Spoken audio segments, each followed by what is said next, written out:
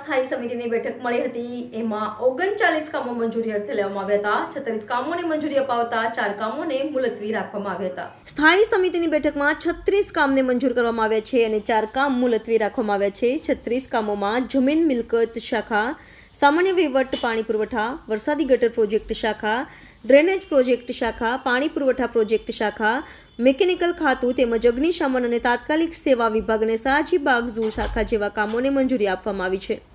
વધુમાં સ્થાયી સમિતિ ચેરમેન શીતલ મિસ્ત્રી દ્વારા જણાવવામાં આવ્યું કે આજે સ્ટેન્ડિંગની બેઠક મળી એમાં 36 રેગ્યુલર દરખાસ્તો અને 3 વધારાની દરખાસ્તો ટોટલ 39 દરખાસ્તો ચડાવવામાં આવી હતી।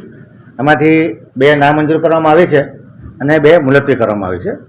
જે દરખાસ્તોની વિગત છે એમાં પ્રધાનમંત્રી આવાસ યોજના હેઠળ જે EWS 2ના આવાસ બન્યા હતા એના જે લાભાર્થીઓ પાસે લાભાર્થી ફાળો લેવાનો હતો જેને માફ કરવાની દરખાસ્ત હતી, જેમાં લગભગ આશરે 18 કરોડનું ભારણ આવ્યું હતું।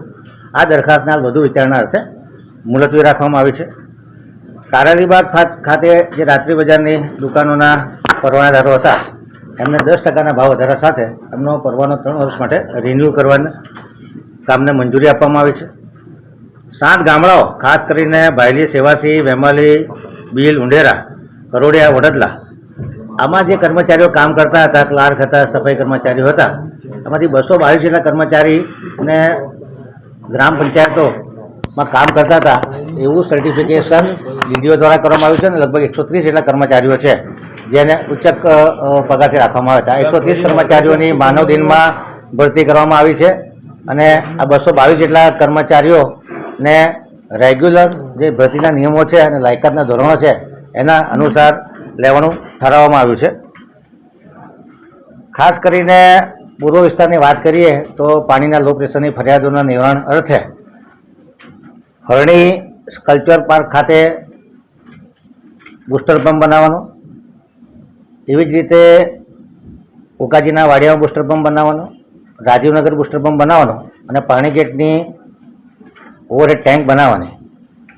આ જે બુસ્ટર બનાવ્યા છે એમાં 2 જગ્યાએ 5 mLના બુસ્ટર છે અને હરણી ખાતે 8 mLનો બુસ્ટર બનાવેલો છે અને પાણીગેટ ખાતે 30 લાખ લીટરની ટાંકી બનાવવાનું આયોજન કર્યું છે, જેનાથી પૂર્વ વિસ્તારમાં જે લો પ્રેશરની ફરિયાદો છે એમાં મહદઅંશે રાહત મળશે। જે 5 mLના બુસ્ટર છે એમાં લગભગ 32,000થી 35,000 લોકોને ફાયદો થશે, 8,000 પરિવારોને ફાયદો થશે।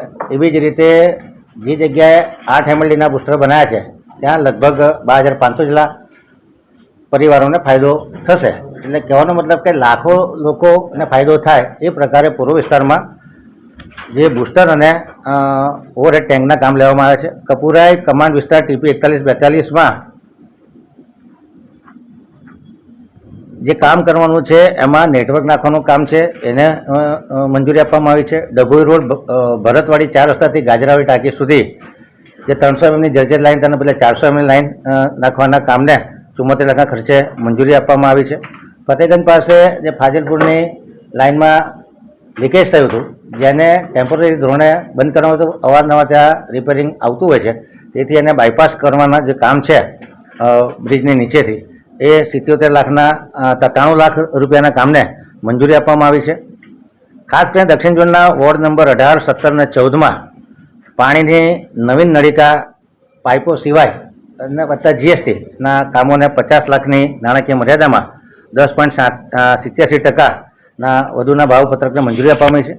ખાસ કરીને વોર્ડ નંબર 14માં આ નાણાકીય મર્યાદા 75 લાખ રૂપિયાની રાખવામાં આવી છે। પૂર્વ જૂના 75 લાખની નાણાકીય મર્યાદા વધારવામાં, જૂના ઇજારામાં 50 લાખ હતા એની બદલે 75 લાખની નાણાકીય મર્યાદા વધારવામાં આવી છે।